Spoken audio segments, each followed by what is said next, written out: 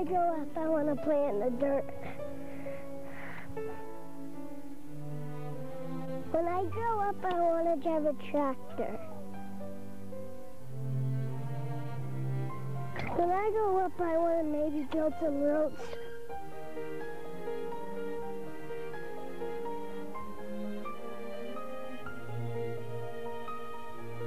I want to drive a snowplow. When I grow up, I want to drive a bulldozer.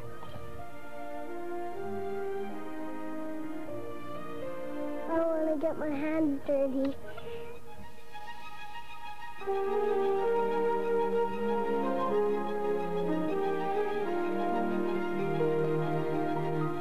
I want to be outdoors when I grow up.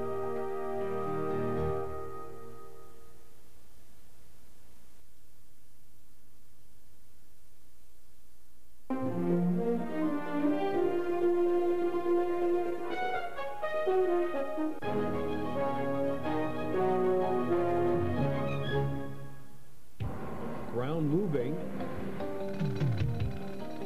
groundbreaking and proud.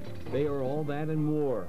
They are the men and women who make the New Mexico State Highway and Transportation Department District 4 a model for other highway crews all across the nation. District 4 is basically the state's northeastern region.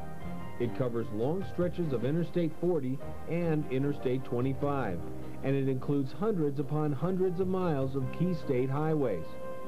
It is a huge area and a huge responsibility. New Mexico's #1 transportation system is the automobile, and the source that it uses is our transportation system, which is our highways. If District 4 crews aren't working to keep those highways in operation, New Mexico isn't working at all. There isn't an industry that doesn't rely in some fashion on solid, safe pavement beneath our tires. Traffic, terrain, and temperature run to every extreme across the wide expanse of the district. So crews must be ready to cope with just about anything that might roll their way. And to hear the crew members tell it, that's a challenge they embrace. Actually, I have a 1 year to retire, and I don't know if I will. That's how excited I am about working here. After all, their office is the outdoors. The work is vital, and in District 4, camaraderie and teamwork have become natural and noticeable. Part of that positive attitude is genetic, really. Almost every District 4 worker is also a District 4 customer. They live in the communities they work in, but more importantly, so do their families and friends. Your first critic a lot of times is your family. When you're looking on the road and you're going down the road and they're bouncing around, it doesn't make you feel too good. And so the newer pride when you go out and we're taking this quarter approach is that you got 30 or 40 miles of good road that you go over, and that's what the customer expects, and that's what we're giving them. The fact that they put their own families on these roads every day is probably the single strongest indication of the pride and care they take in their work. They can't have every mile of every road in perfect condition at all times. There are budget and manpower constraints that make that impossible. They must set priorities almost daily, and they are honest about those limitations, but they can try. And they aren't afraid of industry innovations that make that effort all the more realistic. We're the first state in the union to utilize rumble strips that you see on the side of the roadways there. And when you took a look at it, those are the strips that you see kind of when you go off the road to kind of get you back on the roadway. We were the first state to implement that. A code in situ process to which we could rejuvenate the existing roadway was tried first here in District 4. All the way down to personnel systems. We're some of the first in the nation to utilize them. So District 4 has been a pilot project, and the list goes on and on. One of the most innovative programs to be implemented by any of the districts in the State Highway Department is District 4's No Boundaries program. Plowing moved from boundary-based plowing to a corridor-based approach. We sat there, an individual traveling from Santa Fe to Raton or through the state on I-25 travels the state. They know no idea about boundaries. All they know is I-25 better be clear and clean and taken care of.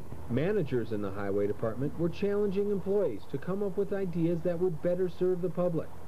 It was in the middle of a snowstorm when Walter Adams had a stroke of genius and a bucket full of common sense. One crew was being overworked, while other crews sat idle, waiting to be hit by the same storm. Across the boundary from Watos towards Wagamon, the patrol up there was getting pounded with about 4 to 5 inches of snow. So when I was driving back, I met up with him, and I had the feeling to send some crews in there, and he told me that they only went up to their boundaries and that everybody took care of their areas. And at that point, I said, well, if we want to better serve the customer, then what we got to do is we got to move in the crews to help. Soon the idea was catching on, and all crews and machinery would cross boundary lines to meet the needs of the district. Winter, spring, summer, or fall. I had a patrol that couldn't blade patch today because their blade was down. But yet in another patrol, the blade wasn't being used. So we said, hey, in order to better serve the customer again, what do we do? It was a move that also created more customer satisfaction and better relations among employees in the district.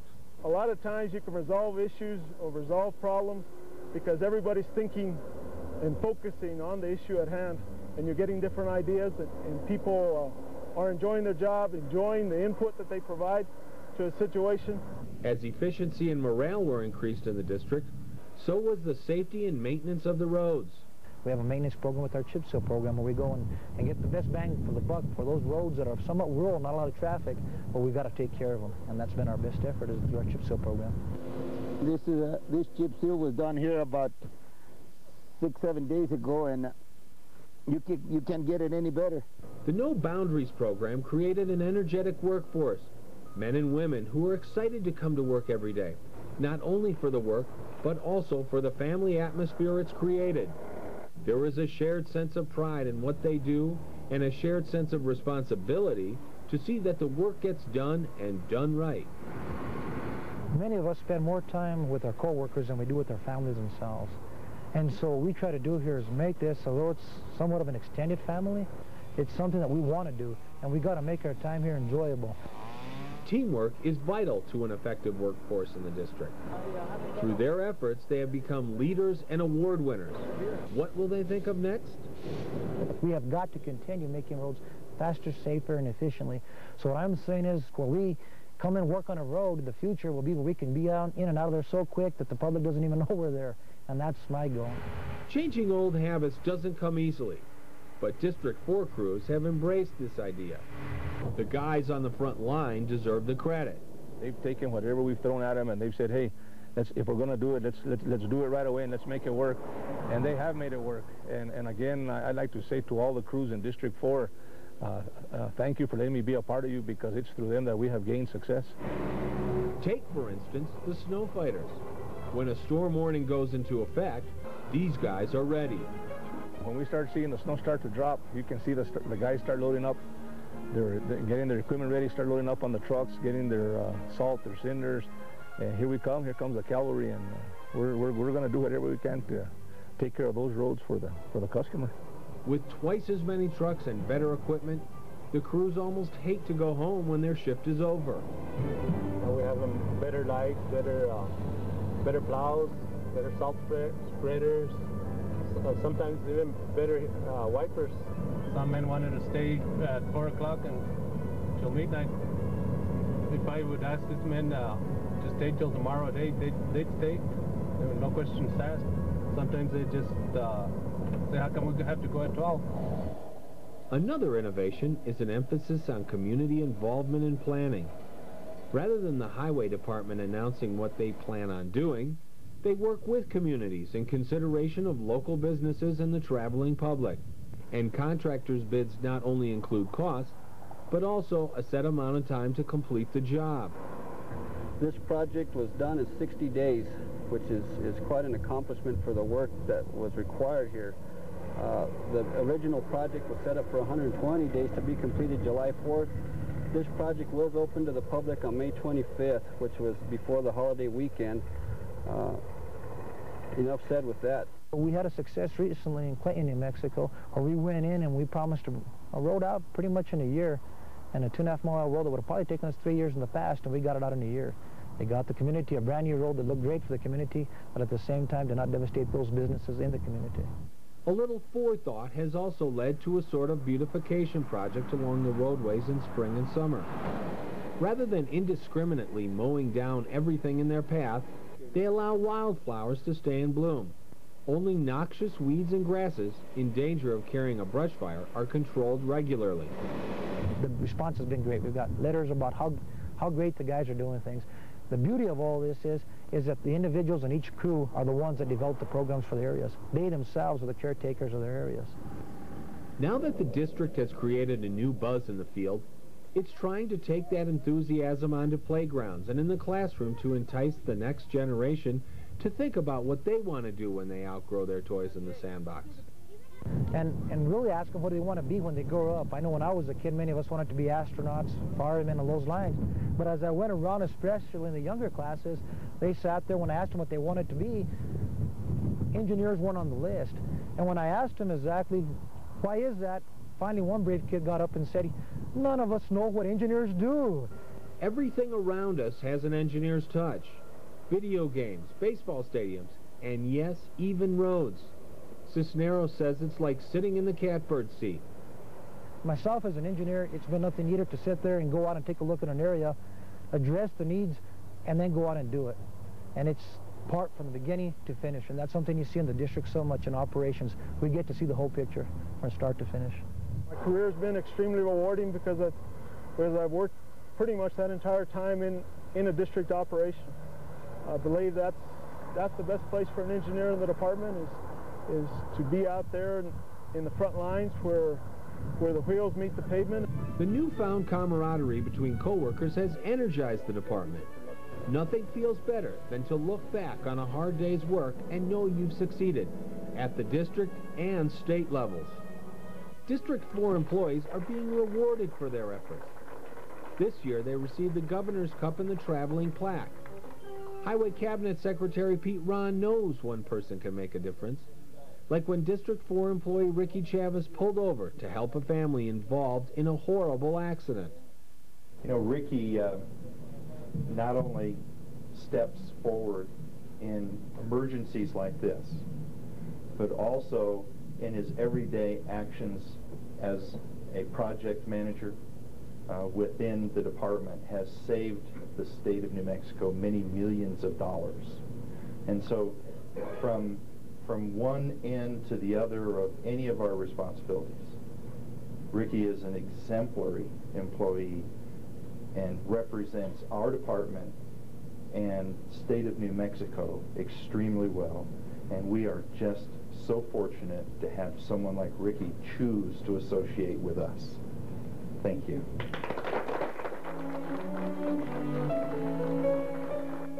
Walter Adams says he and his men don't mind participating in programs that have changed the way highway departments across the country do business. In fact, they'll continue to embrace it for years to come.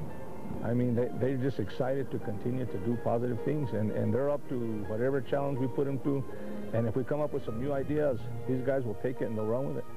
And I can say now there's no stopping us now. I mean, the motto right now is there's no stopping us now, because it's like who let the dogs out, you know? And they're out, and they're not coming home, you know what I'm saying? The attitude in District 4 has always been to be the leaders of the rest of the district in the state. We like to think that we're the top innovators. We like to be leaders and not followers, and it's something that we're very proud of. And what makes it all worthwhile in the long run? The biggest gratification of this job is serving people, but when someone says thanks, it makes it all worthwhile.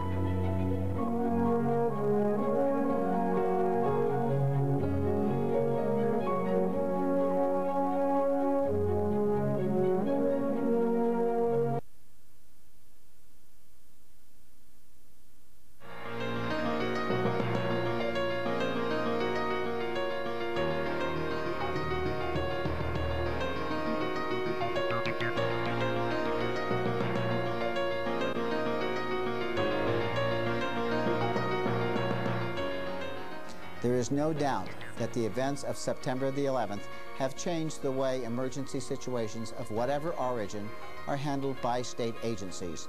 It is important to remember how important and vital the security of the New Mexico State Highway and Transportation Department really is. We are in the business of providing a network of roads, rail systems, and airports that link our great state. This critical infrastructure is vital to our economic stability, the well-being of our citizens, and a crucial link to other states that surround us. As an employee of the New Mexico State Highway and Transportation Department, it is up to you to maintain and uphold the safety and the security of our state and nation. No matter what your position is, you can make a difference in maintaining the integrity and the security of our department.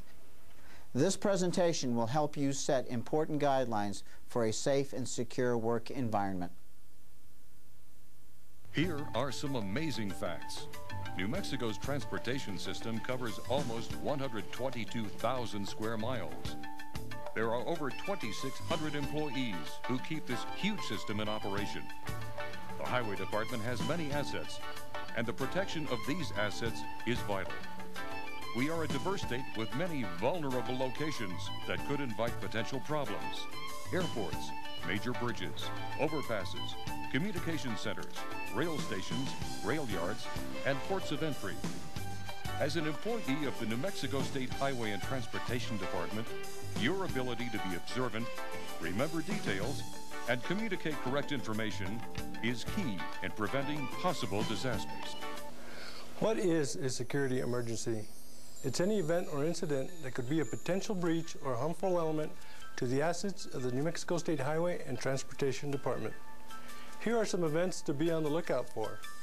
Non-familiar personnel in your work area, unauthorized vehicles parked in an area for a long period of time, suspicious activity that you think is out of the ordinary. It's up to you to be observant. If you notice suspicious activity, report it to your supervisor immediately or call the statewide EOC emergency number. If you can't get in touch with any of these people, call the FBI or police. Share the information with a coworker while your observations are still fresh. 2 sets of eyes are better than 1. Describe the event, the number of people involved, and the time of day the event took place. Was there a vehicle involved? What color was it? What was the direction of travel? And most importantly, what was the license plate number of the vehicle? By following these simple steps, you could be the key person in preventing a potential disaster.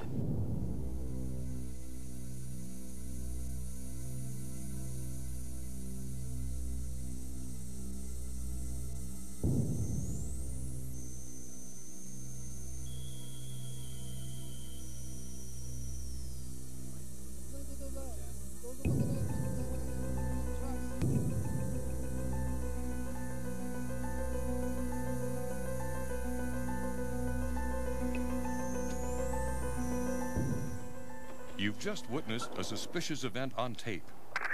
How many people were involved? What were they doing? What color was the car? How were the men dressed? What direction was the car headed? And most importantly, what is the license plate number? Well, how did you do? Is this a lot of information? Not really. It's just getting used to being observant. Don't try to be a hero. And most of all, use common sense. Again, call your supervisor or state EOC hotline. If you can't get a hold of your supervisor or anyone at the EOC hotline, call the FBI or police. By being observant, you could prevent what might be a security emergency. There are some other areas that we have to consider thinking about when it comes to a safe and secure work environment. What do you do in the case of a bomb threat or a suspicious object that has been found? What do you do with suspicious mail or packages that arrive or are delivered to your work area? If you receive a bomb threat, be calm, courteous, listen carefully, and write down as much information as possible. Office personnel should have a bomb threat checklist by the phone. This checklist will aid you in gathering important information for authorities.